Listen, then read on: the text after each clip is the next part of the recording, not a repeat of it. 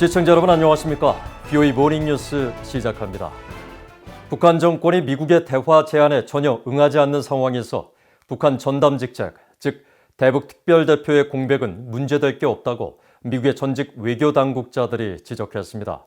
대북 특별대표가 임명돼도 당장 할 수 있는 일이 없는 만큼 협상 여건이 갖춰질 때까지 현재 체계를 유지하는 게 낫다는 평가입니다. 조상진 기자가 먼저 보도합니다.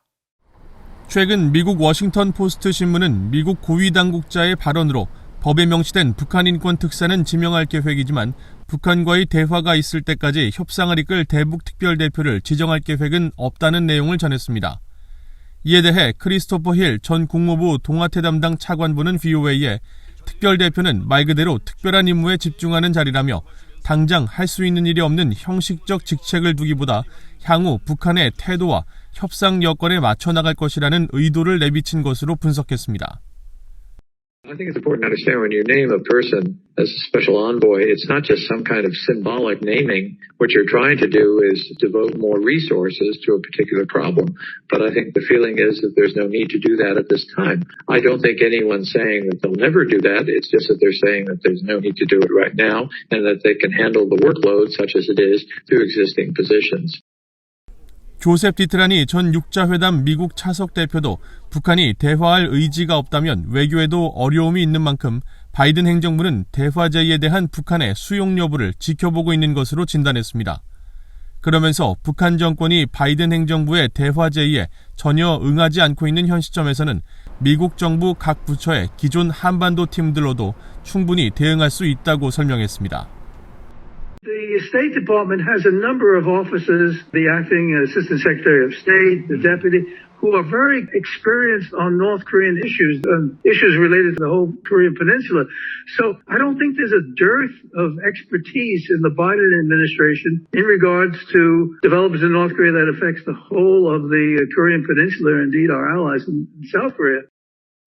에반스 리비어 전 국무부 동아태 담당 수석 부차관보는 대북 특별대표 임명은 북한과의 외교와 대화에 대한 미국의 진지함을 보여주는 수단으로서 상징적 가치를 갖지만 특별대표를 임명하든 임명하지 않든 북한 측이 어떤 비핵화 논의에도 관심이 없다는 사실에는 변함이 없다고 지적했습니다.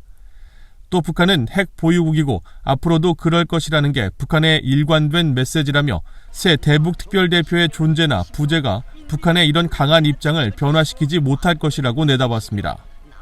이런 가운데 앞서 정의용 한국 외교부 장관은 지난 6일 한국연합뉴스와의 인터뷰에서 미국 국무부 대북 특별대표에 대해 미국이 더 검토해야 하지만 임명하는 것이 바람직하다면서 과거 사례를 보면 북한 문제를 총괄하는 인사가 있는 것이 상대방에게 협상에 집중한다는 인상을 줄 수 있다고 주장했습니다.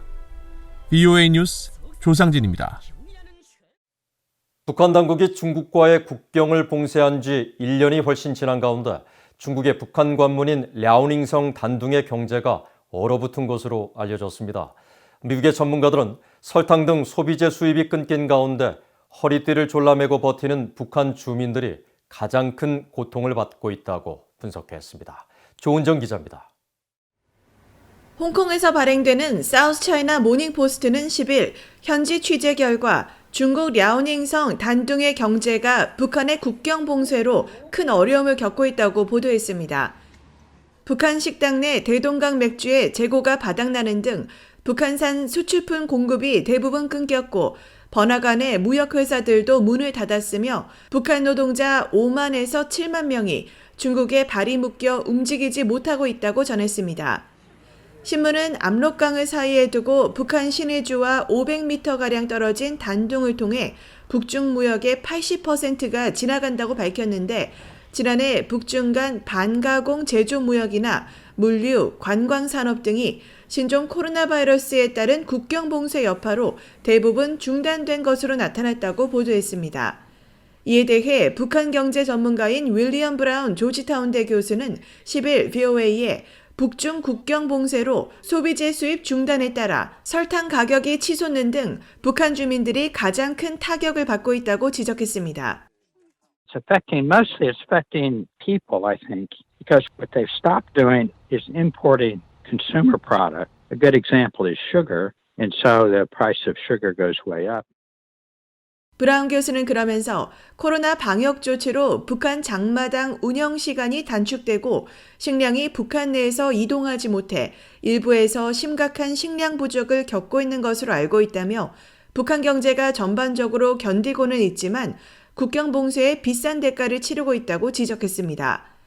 트로이 스탠거론 한미경제연구소 선임국장도 북한 경제가 꽤 어려운 상황에 직면해 있다며 북한 경제 성장률이 마이너스 8.5%에서 최대 마이너스 10% 정도까지 떨어졌다는 분석이 있다고 전했습니다.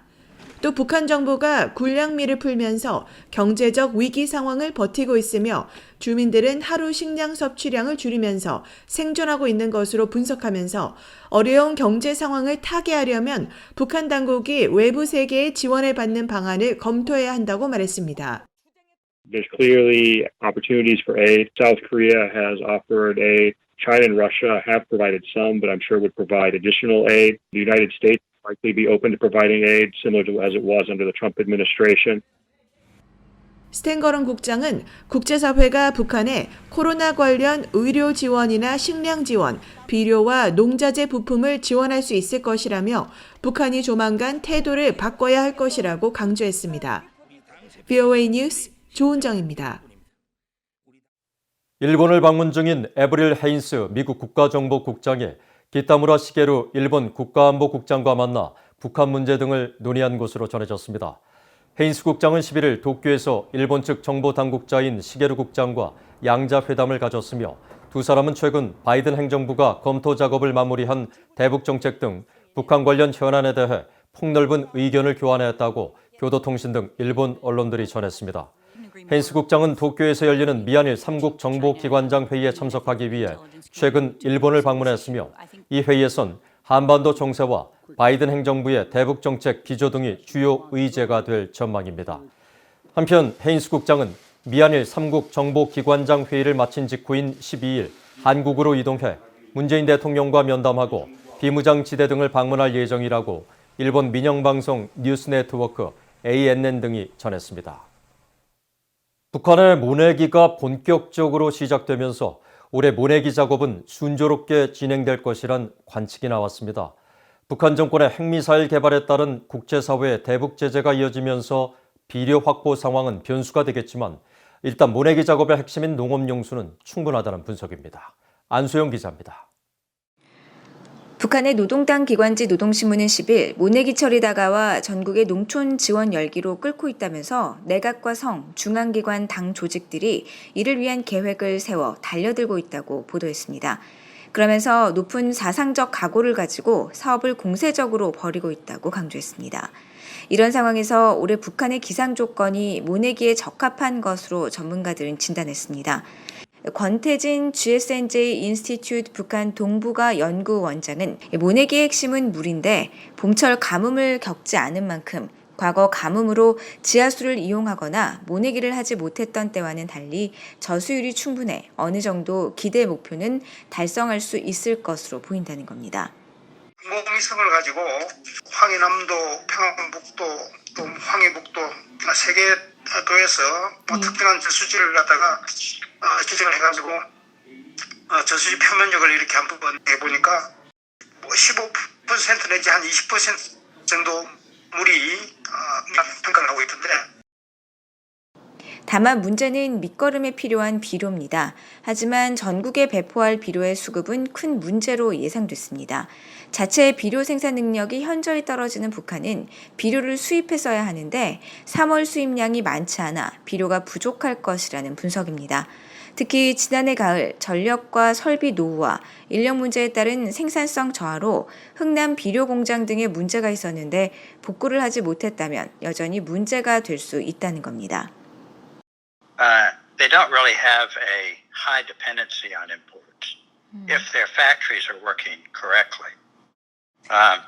Now there was concern last fall. 하지만 지난 4월 공개된 중국 해관 총서의 북중 교역 상황을 보면 북한이 지난 3월 중국에서 수입한 규모는 1,297만 8천 달러였는데 이 중 대부분이 비료 종류인 것으로 파악됐습니다. 이런 가운데 잇따른 핵 미사일 개발 실험 등으로 여전히 국제사회 제재를 받는 북한은 유류 부족 등으로 농기구 가동이 어려워 서로 논을 갈아야 하는 만큼 모내기 작업 속도는 늦어질 수밖에 없다는 지적도 나옵니다.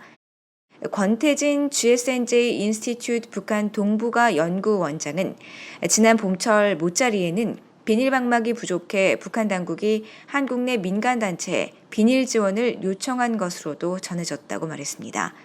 북한은 보통 3월 중순에 모판에 벽실을 파종해 모를 키우고 5월 초부터 모내기를 시작해 이르면 5월 말 작업을 마무리합니다. VOA 뉴스 안소영입니다. 북한 정권이 배후에 있는 것으로 알려진 해킹 조직 킴스키가 새로운 전략과 기술을 활용해 암호화폐 거래소와 사용자를 대상으로 공급망 해킹 공격을 벌이고 있다고 국제 사이버 보안업체가 밝혔습니다.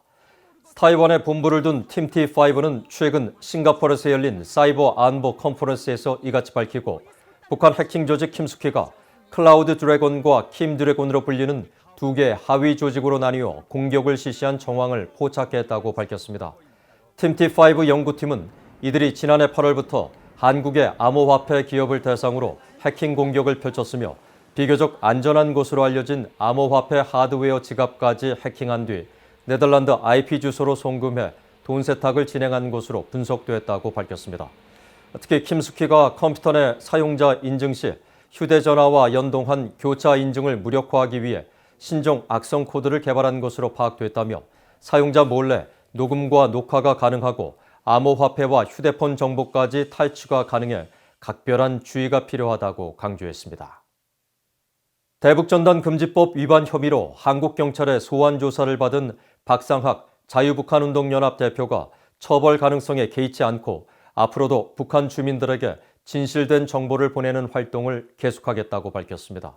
박 대표는 11일 한반도 인권과 통일을 위한 변호사 모임 등 한국의 북한 인권단체들이 한국 국회 앞에서 주최한 집회에 참석해 악법을 타파하고 북한 주민들에게 자유와 해방을 주는 길을 향해 두려움 없이 계속 전진할 것이라며 이같이 밝혔습니다. 앞서 자유북한운동연합은 지난달 25일에서 29일 사이 비무장지대와 인접한 경기도와 강원도 일대에서 대북전단 50만 장과 쌀, 미화, 지폐 등을 살포했다고 밝혔으며 문재인 한국 대통령은 지난 10일 취임 4주년 특별연설에서 남북합의와 현행법을 위반하면서 남북관계를 어렵게 해선 안 된다며 엄정한 법 집행을 강조했습니다.